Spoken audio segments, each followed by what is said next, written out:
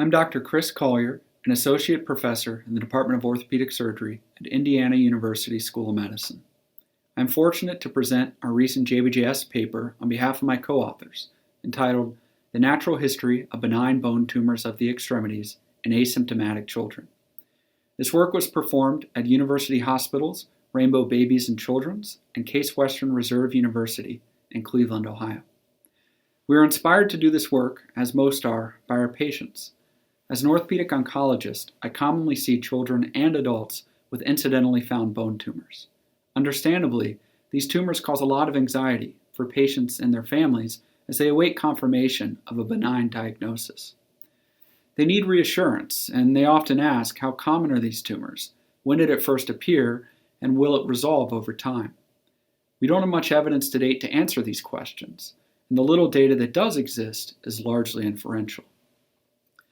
To perform our study, we analyzed a unique collection of radiographs resulting from the Brush inquiry and simultaneous Bolton study. These collections asked a group of healthy children in Cleveland, Ohio, from 1926 to 1942 to undergo a series of annual radiographs that included the entire left side of their body.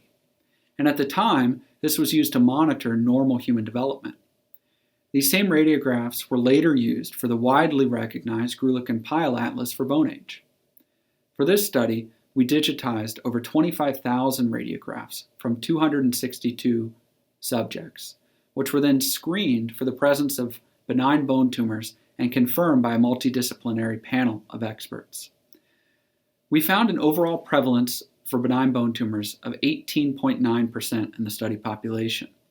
This increased with age due to the accumulation of tumors over time.